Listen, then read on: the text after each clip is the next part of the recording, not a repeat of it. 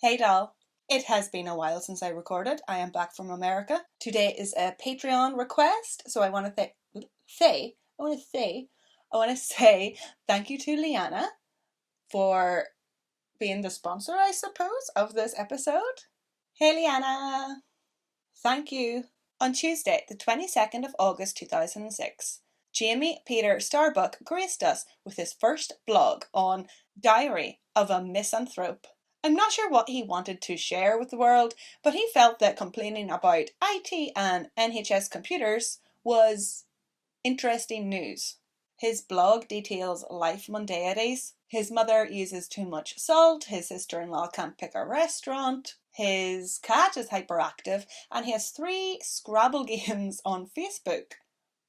Nobody cares, Jamie. That is not interesting. From what I could gather from the blog and online articles, he's about 30 at this time in 2006, and he has been married for about 4 years. Him and his wife are living in a working class area, and his wife seems to be quite seriously ill. He sometimes refers to her as Helen, although this may not be her real name. Helen is in a wheelchair with very limited mobility. He writes about carrying her to the loo and showering her, and ramps for houses and caravans. The wife, as he usually calls her, has COPD and requires oxygen tanks, as well as home help and meds. But it doesn't really seem to bother him that much. He complains more about the NHS failing her. And quite ironically, he works for the NHS in Plymouth. Jamie seems to be working in some kind of admin department looking after complaints or compensations or something like that. But in the blog, instead of talking about work or whatever, which he probably legally can't, he brags almost about not working, spending most of his time on Facebook, some SFX website, reading other blogs, and of course writing his own. While writing his blog at work, he notices that Blogspot is quite glitchy, but works fine at home.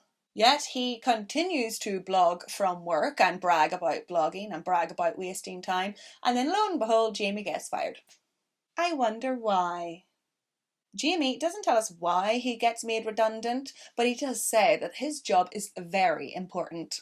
And the reason why the NHS is failing is because they don't pay their admin workers enough. James, baby, it is quite the opposite. I worked for admin NHS type thing for a while, not long, and admin is important, of course, but I do think it could be more streamlined. So Jamie is fired, and him and his wife are finding it hard to make ends meet, while he works part-time as a receptionist, which he is also apparently too good for. So on Wednesday, September 13th, 2006, Jamie is getting a little bit more experimental or artistic with his blog. He gives us a weird thought experiment. A choice. Option A. Have a job, a mortgage, and live your life watching TV, reading books, and having a long, stressful life. Option B. Sell your house for the proceeds, buy a push bike and a tent, and go travelling until the money runs out, at which point you find yourself at the edge of the Grand Canyon. Having lived a life of adventure, doing something fulfilling, you throw yourself off the edge. What do you choose? Now, I have a lot to say about this. I have a lot to say about most of his blogs, but option A and option B are not opposite. Should option A not be a long and unfulfilling life? Also, option B, travelling is great, but it can be quite stressful. Also, why at the end of this do you need to top yourself? Can't you just get a job and start over? I think we can tell from Jamie's blog that he is quite depressed and nihilistic, as both end quite morbidly. Now, in 2007, Jamie makes a few more blog posts like this, like thought experiments that don't make any sense or illogical and not realistic. But I can't go through them all. This episode is long enough. In 2007, Jamie makes a few more blogs like this, in this vein, about how he would love to just sell his house, sell his belongings, and travel the world. And he says, and it kind of seems that his wife's impending death or short life makes him think about getting the most out of life. He frequently blogs about hating that he's wasting his life and frustrated that he's bored, and he picks up these like different hobbies and goals to like entertain himself, like health, weight loss, veganism, stuff like that, reading. In another blog post, he mentions that 6 years prior, he travelled for a year and spent 12k. But he reckons he could do it again this time and budget for 8k. Like, it seems like he really wants to do this. Jamie's riveting blog then goes quiet for 2008. In 2009, he has one post saying to his one follower to check out his Flickr account, which is closed. I checked, it's not there. There's nothing there. And then again, nothing in 2010. So Jamie didn't blog for like 2 years, but in future blogs, I was able to deduct what was happening during these 2 years. At some point in his blog hiatus, Jamie did get divorced. He tells the story quite fleetingly. It was winter, he was in crutches because he had broken his ankle in a car crash that apparently he didn't cause. Yeah, right. When he got into a fight with Helen, probably over Christmas presents, because he repeatedly blogged about how much he hates buying Christmas presents. So they have a fight and he hobbles outside, barely dressed, into the snow, and Helen does not come after him. He returns to the house freezing cold, and again, it's over, she doesn't care, and she hands him divorce papers a few days later. Now, Jamie tells the story in the light that he is the victim, but then sometimes in other blog posts when he refers to the story, he says that he knows he was at fault. And I'm going to make an assumption, because I have read this whole friggin' blog. I'm going to make an assumption that maybe he cheated, maybe he slept with Helen's little sister, Kate. Well, Kate. I don't know if that's her real name. He blogs about her quite a bit, and he says that if she were to ever come on to him, Jamie would definitely be down. This is a wild assumption. Maybe he cheated with somebody else. I don't know. He doesn't give anything away. That's all I'm deducting from this shitty blog. Now, in later blog posts, Jamie relays in a most obviously skewed version of events that during the divorce he moved back to Nottingham to stay with his father Pete and his stepmother Linda. And they already had a strained relationship, and then they're just taking on this 30-odd-year-old unemployed bum who's going through a divorce. And like, you know, it's your kid, so you bring them in, even if you are having a strained relationship with them. But it seems like Jamie took advantage of the situation. He was lazy, he left a mess, and he was arrogant and condescending.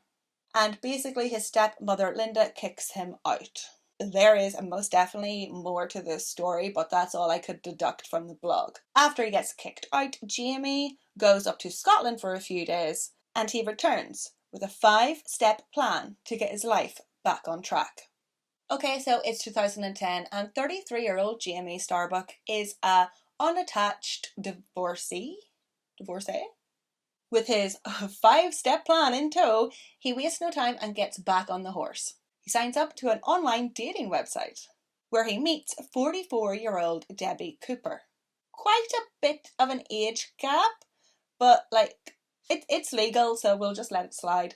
Debbie, a self-employed proofreader, came from what seemed like a stable and well-off Jewish family. Debbie never had kids nor been married. Debbie was on this dating website looking for love, commitment, and eventually children. And unfortunately, Debbie and Jamie hit it off and started dating. Jamie, as we know, who footers around with computers, helps Debbie set up Facebook, email, and online banking. And things are going well, apparently, because just 9 months later, they get married. Red flag, too soon. I mean, at least have a 1 year anniversary very soon. But here they are on their wedding day, the 21st of April 2010, at West Brigford Register Office. All smiles, both excited for their future. But this is not a future they would share. Just 8 days after this photo was taken, Jamie murdered his unsuspecting wife, Debbie, in their rented house in Old Basford, Nottingham. See, remember how in his blog Jamie kept saying that he fantasized about selling all of his possessions and using the money to travel the world until his money ran out? Well, Debbie had inherited £150,000 from her late mother's estate a few years prior to meeting him. And I'm sure Jamie thought, ka-ching, well, I'll just help myself to some of that then. And he did.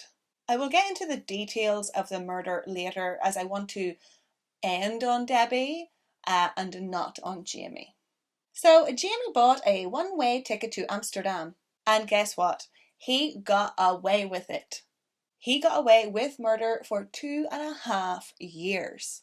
And for over 2 years, Jamie travelled the world on Debbie's inheritance, using Debbie's email account that he set up to tell Debbie's friends and family that they were travelling the world together.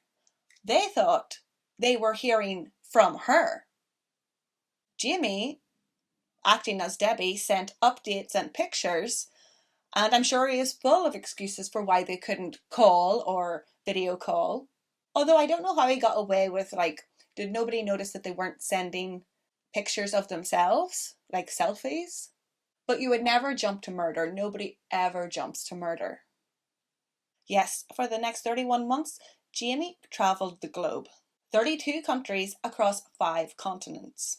Jamie travelled to Spain, Italy, Germany, France, Poland, the Netherlands, Switzerland, Greece, Turkey, India, Indonesia, South Africa, Botswana, Zimbabwe, Thailand, Laos, Vietnam, Cambodia, Singapore, Abu Dhabi, Nicaragua, Panama, Costa Rica, Ecuador, Colombia, Guatemala, Honduras, Belize, Mexico, America, Canada, and finally Peru. And yes, I know what you're thinking.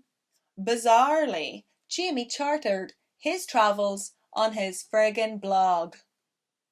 Aren't you curious what he wrote? I was. I spent way too long reading this. This murderer on the lam having the time of his life. I want to know what the fuck he was doing. Well, since I can know, I may as well be voyeuristic. So let's ridicule Jamie a little bit, eh? Let's go through them and make fun. A whole year after the murder, in June 2011, Jamie updates his blog. Now a travel blog, according to him. Although it is more just him complaining about people, travel, and food.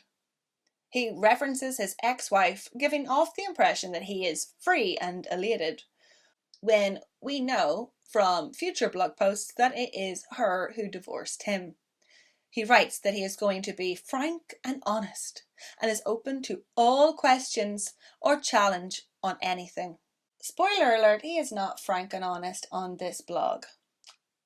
You'll be glad to hear that on his first friggin' day in India, he got Delhi belly. He got the scoots. He spent his first few weeks sleeping, pooping, and going to the doctors. And I found hidden at the bottom of one of his blogs how he was using the squatting loos. He said he couldn't figure out how to use the squatter without shitting all over himself. Like what? You squat? The name is in the toilet. So he is walking around India complaining about the smell, because he does blog that, and the whole time it is probably him. So to avoid shitting on himself, Jamie details what he does, his solution. He brings a plastic bag into the cubicle, strips completely naked, puts the clothes in the bag, and then I assume he just stands and shits, since he doesn't know how to squat. But wouldn't that mean that your naked body is covered in shit? This is, this is fantastic. I can't believe I wrote that. Like, just the visualization is just, what an idiot. As if the toilet explanation wasn't enough, like Jamie thinks he's so like insightful and smart and great ideas. He goes on to say the most outlandish thing, and I have been to India and it is a developing nation. There is rubbish, yes, but oh my god, this guy, Jamie, is such a condescending, big-headed, egotistical. Oh, he's an idiot. He says, "You've not been to India until you've seen someone taking a dump in the street." Okay, I've seen urination. But sure, I've seen that in the UK as well. Or seen a dead dog. Nope, I didn't see that. Or a dead body. What are you talking about? A dead body?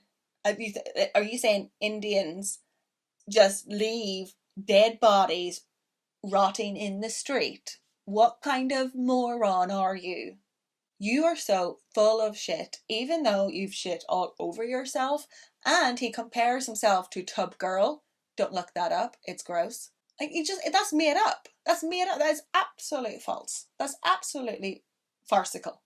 Jamie finally uploads some friggin' pictures. What is a travel blog without pictures? Why?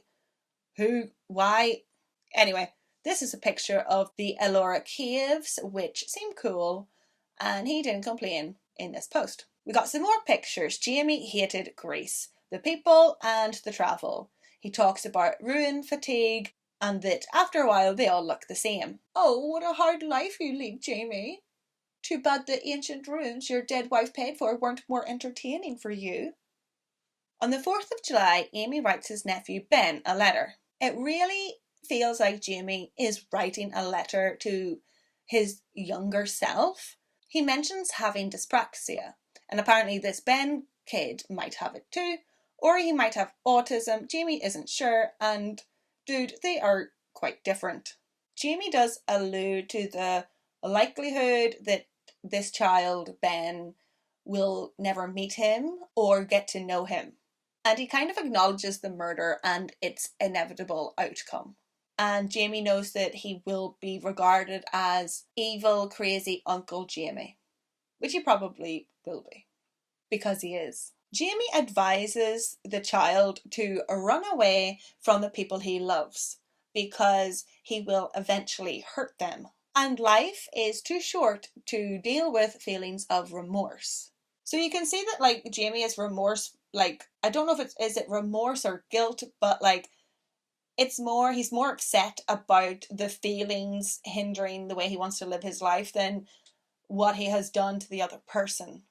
But yeah, he tells this kid, all those people that you love, just cut them off. Don't try to be a better person. That's impossible. It's their fault for existing, and it's their fault that you love them.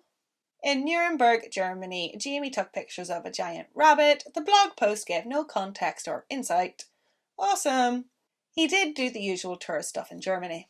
While in Amsterdam, Jamie complained about all the Brits smoking weed in the hostels. Like, what did you expect? It's Amsterdam.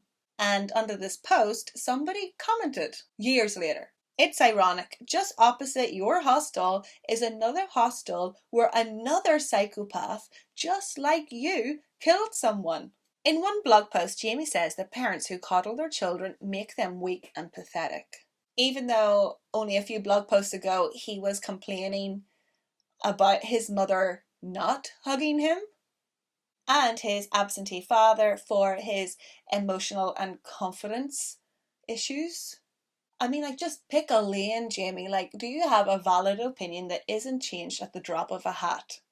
At some point, Jamie wrote a letter to Lonely Planet, the travel book company thing. I wonder if he actually sent, like, this email to them. Like, it's just so creepy. Like, he thinks his opinion is so important. Ugh. In South Africa, Jamie details basically looking for sexy women to have backcountry sex with, but struck out and had a dramatic falling out with two German sisters. So Jamie has been travelling the world for over a year now. And a question he is obviously asked by other travellers is, how can you afford this? Well, we know how he can afford it. While apparently in Boston, Jamie actually had the audacity, the ego, the narcissism to write one of his longest posts on this question. But he actually avoids the question. He says he isn't going to bang on about accommodation or transport. Why not? Why not, Jamie? Those are the most expensive things about traveling. That's what people are asking you, that question. How can you afford it? How can you afford it? How can you afford all these flights and hotels? That's the question. Is it because you conned and murdered somebody and stole their inheritance? Is that how you can afford your travels? Ugh. Jamie instead bangs on about staying at other travellers' houses, pitching a tent, couchsurfing.com, hitchhiking, and did you know that Subway does really cheap footlong sandwiches? Also, you can cook in your hostel. What? Oh my god, Jamie. Your wisdom is mind-boggling. Nobody ever told me that making beans on toast in a hostel is cheaper than eating out in a restaurant. Wow. And let's face it, we know fine rightly that Jamie is swiping Debbie's credit and debit card left, right, and centre.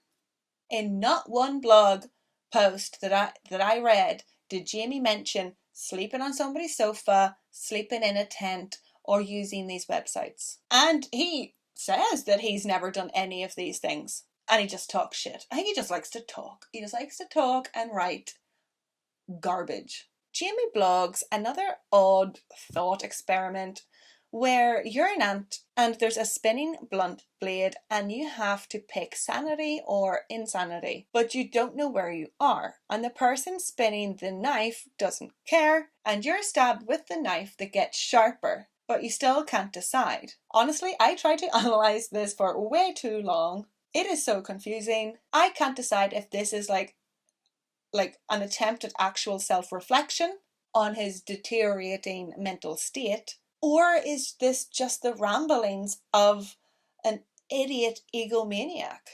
A recurrent thread throughout Jamie's blogs is that it seems like wherever Jamie goes, he can't make friends. He even gets blocked by fellow online travellers on Twitter, who he doesn't even seem to have met in person. Jamie's bad with friends, but he's worst with his family.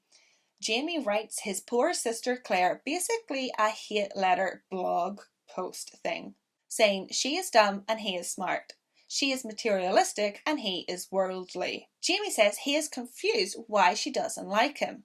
He says that he enjoyed teasing her when they were little. And then he goes on to say that he wants a sister, but hates her. The whole thing is very confusing and embarrassing, to be honest. I'd be mortified if my brother posted a weird blog post like that. Like, dude, take that down.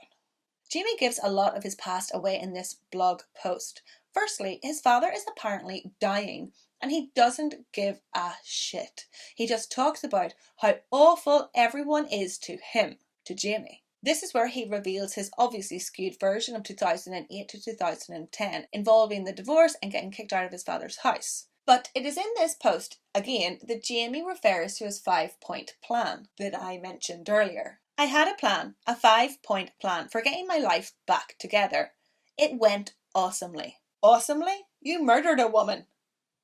Obviously, the internet is fake, Jamie is fake, and he is pretending that nothing happened. He is lying to himself, he is lying to the rest of the world, and like the 3 people who are reading his blog.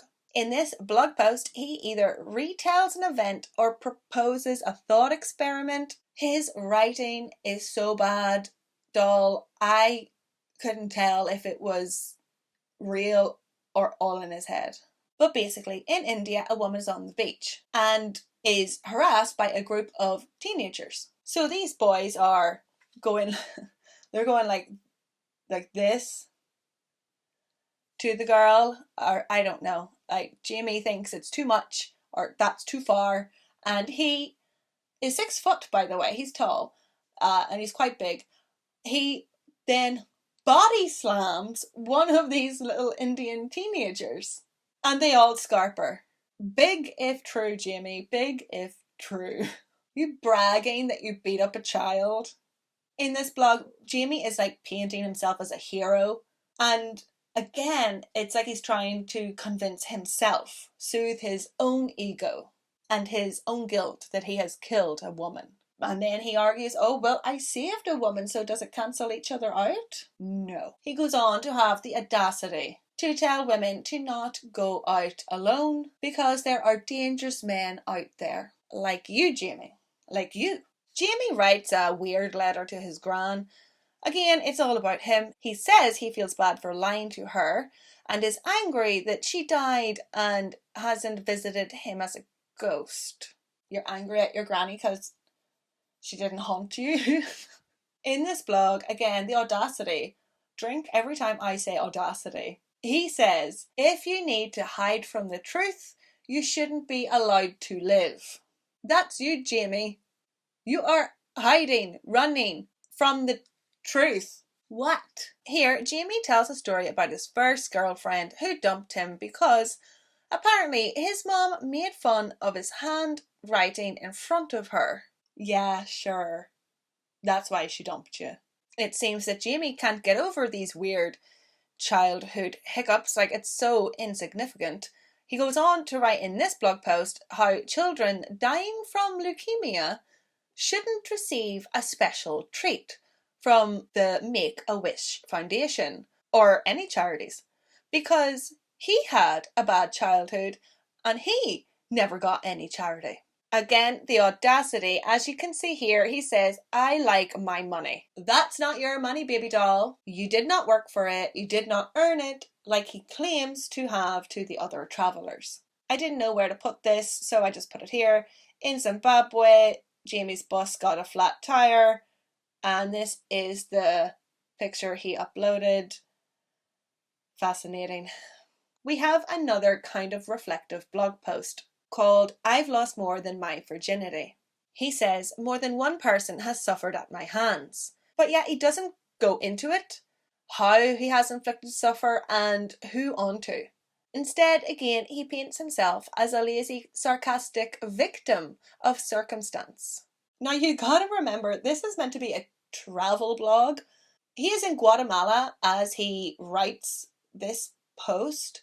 Instead of blogging about the actual trip, like the things he has seen or people he has met or things he has eaten, he instead spends time like obsessing over childhood hiccups and his ex-wife. Like he says he has a bad memory and his ex-wife told him to write things down and he said, oh, I'd forget to write it down. And like that's like, it's not interesting. I thought this was a travel blog. Why am I reading about arguments that were like 10 years ago and childhood problems 20 years ago?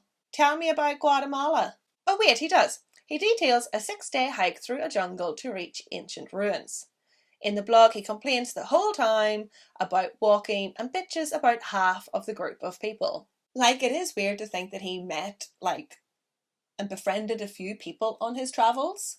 I bet they are so freaked out now knowing that they went on a 6-day hike camping with a murderer. Jamie seems to have made friends with a girl named Sarah. He talks about her a lot in the blog. And he also talks about how he is in awe of an alpha male called Dan, an ex-soldier who plays guitar and climbs trees. And again, we are back to arguments that were years ago. He is bringing these things up. You need to let it go. In November 2011, Jamie wrote a blog entitled A Letter to the Lindas. In A Letter to the Lindas, he spends one paragraph insulting and attacking his stepmother. And another paragraph, it seems that he is writing about his ex-wife, who he also refers to as Linda. Maybe that is her name, maybe it's not Helen. It seems from this blog post that he did something disrespectful to her, maybe sleeping with her sister. I don't know. According to Jamie, he apologised twice and she had none of it. He ends the blog by saying it is thanks to them that he is in Guatemala and it is their fault that he did something stupid. It's not their fault, it's your fault. You had a 5-step plan, you said it went awesomely. In multiple blogs, he just copies and pastes song lyrics. Like, weird. Again, we see Jamie struggling to make friends, often being left out of the hostel parties. Many travellers want to have a drink and a laugh and tell funny stories. I've been in this situation. You keep things light. And Jamie basically calls them all morons because he wants to drink tea and talk about politics and the environment. Why would you want to talk about politics with a group of strangers? You're going to only know these people for like 2 days. Just have a laugh, get some tips on where to go, where not to go. You're probably never going to see them again. What do you care who they're voting for? It is because he is a narcissist. He wants that opportunity to look down on people, educate them, and sneer at them, in my opinion. At some point, Jamie moves into a vegan, hippie, yoga, mud-walled commune called Inanita. Inanita. According to Jamie, everyone is so friendly and the garden is so beautiful that he cries. In March 2012, Jamie posts a blog titled Problem of the Day. In this post, he talks about karma. Makes sense, he is now in a hippie commune.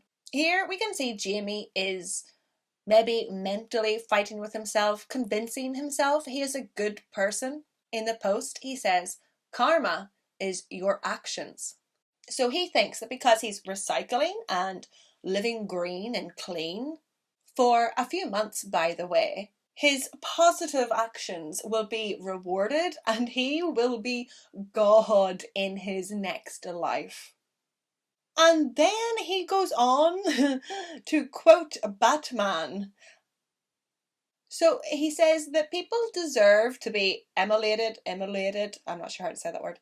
People deserve to be punished for invading personal space and throwing cigarette butts on the ground. Although, even in this post, we can see that Jamie can't even kid himself. He says that he will never eclipse what he has done. He doesn't come out and say murder, but that's what he's talking about, I think. Now, around this time, around this blog post, March 2012, Debbie was officially reported missing by a concerned friend. The friend said it was unusual for him to not have heard from her, and he was concerned that he had not physically seen or heard Debbie since her wedding day. He said everyone has only been receiving emails. But, everybody thinks that Debbie is missing, and police, they have like an awkward investigation. Like, what do? They're both adults. They don't have any responsibilities in the UK, and they are free to live their lives as they want. It's a difficult decision, but thankfully, after a little bit of poking around, police took it seriously and opened an investigation looking for Debbie. Although, of course, we know that it's too late. At the end of April, Jamie left the commune after staying for 5 months. And you would think that now he is going home to the UK to face his consequences. But no, he continues travelling to Colombia. A few months later, Jamie writes another blog. He says sorry to all the people he met at the commune, saying that he lied to them by omission. He let them judge him and form an opinion of him without knowing the true him and what he had done. Jamie is unraveling. In December, shit kinda kicks off. Jamie posts a blog asking questions, and one is, what did I do to Linda, his stepmother? And Linda's girls hop into the comment section, telling him to stop harping on about the past, stop holding grudges, stop thinking you're better than everyone, stop being bitter, stop slagging off your mum and my mum. Of course, Jamie denies ever slagging anyone off, which we know he did. I have already covered some of it. In one post, he says that he hopes Linda is skull fucked. And there was more hateful blog posts on Linda, but I can't go through them all. And the step siblings go back and forth for 10 long comments. And Linda's girls seem nice. They defend the people they know and love and actually show a lot of sympathy towards Jamie, hoping that he can move on and stop being bitter and angry and let go. Because truth, doll, bitterness and anger will just eat at you from the inside. It will turn you into a selfish, egotistical monster who marries and kills a woman for her money to fund a trip around the world. Don't be bitter, don't be Jamie. According to Jamie, the next day things also blew up on Facebook. His blog argues with all the points his stepsisters make. It obviously got to him, haha. And it is at the bottom of this blog that somebody comments, "What is Debbie's address? We would like to send her a Christmas card and wish her well." Jamie obviously doesn't respond to this. And it was actually around this time that Debbie's friends and family were looking for and asking a lot about Debbie. Like, they're definitely sending him emails and Facebook messages, and you wouldn't know it from the blog. Jamie just pretends that Debbie just never existed, just does not mention her name or meeting or wedding, marriage, nothing. As we know, the police are searching for Debbie. During the investigation, officers discovered that Debbie's passport has expired. How is she travelling around all these countries without a passport?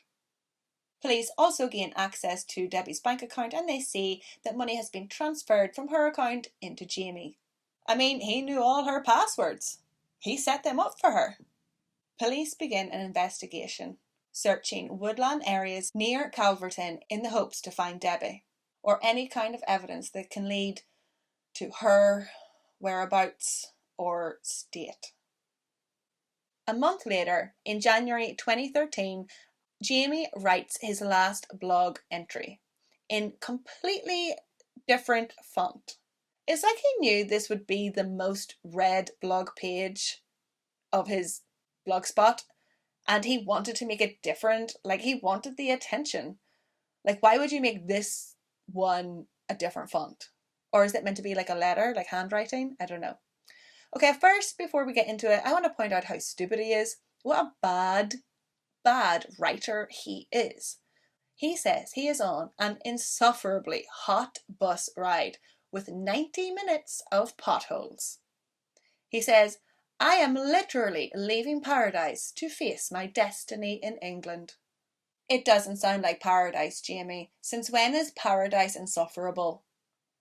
Like, you can't write. You're a shit writer. And although this is like a semi-confession blog post, he says he was running away from life and justice.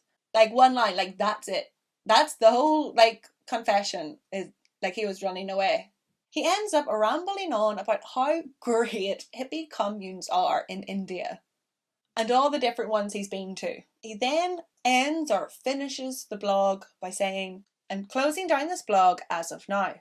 I'm changing the password to something I'll never remember and leaving it behind." Jamie goes on to say that the blog isn't who he is anymore and that he doesn't dwell on the past. The first comment wishes him luck, and the rest of the comments are people telling him he is a dick and pasting links that report he has been arrested. Jamie Starbuck was arrested at Heathrow Airport as he stepped off a flight from Brazil. After a quick search, he was found to have 2 of Debbie's credit and debit cards in his wallet. It was easy for detectives to prove that Jamie used £65,000, 65,000 of his wife's money to fund his travels. Like he said in a earlier blog post that he could travel on 8k, he just went balls to the wall. 65,000. He was not skimping. I'm surprised he was even in hostels. Why? What? What were you buying?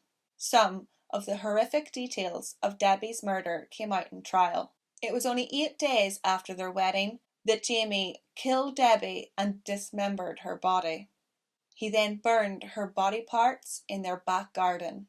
After, taking her ashes and bones and scattering them through a woodland area nearby. An examination of Jamie's laptop revealed an email in which he admitted to Debbie's murder. The email said, "I planned for it to be quick. I never expected you to be so durable." What a dick. It sounds like it was violent, a violent struggle. We don't know everything. Jamie pled guilty and willingly admitted to the murder, although he didn't give a lot of details. The judge well summarised the blog. He articulated it much better than I could. He said, "When we read his blog, it is almost like a period of introspection, trying to find himself. He calls himself a misanthrope initially, who is somebody who dislikes other people, yet almost as if he is trying to revise his own character, which is interesting because he is clearly a psychopath, where there is no regard for anybody else and no moral compass." And I think I sort of touched on that a little bit too. Like, it's like he is reflecting or trying to what he thinks reflection is, but it's like not authentic. And I wonder if he is truly a psychopath. Like, was he diagnosed?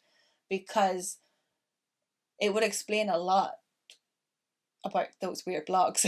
And apparently Jamie used to send letters, like written letters to his family years ago. Like, he was always writing. Like, what a weirdo. At sentencing, the judge said to Jamie, "You knew Debbie came from a strict Jewish background, where cremation is wholly outside their tradition. You dismembered her body and burnt it. Even in death, you stripped her of all her dignity. Jamie Starbuck must serve a minimum of 30 years before he is considered eligible for parole." Talking to the media, Debbie's sister said that Jamie's deception had been impossible to bear. She added the unbelievable and shocking fact: Deb was bright, adventurous, and full of life. She was kind, loving, and loyal, and had so many friends who loved her. She was always interested in learning new things and meeting new people. Sadly, this led her to meet Jamie Starbuck, who took all that away from her.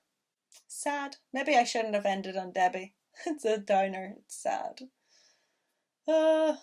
Thank you to Liana, the Patreon sponsor, the supporter of this episode.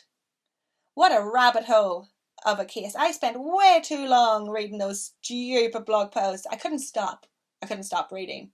They're not good though. I gave you all the good stuff. I will link the blog in the description, but there's not much. Please like this video. I read 150 blog posts. Don't make it a waste of time, and subscribe. Slán!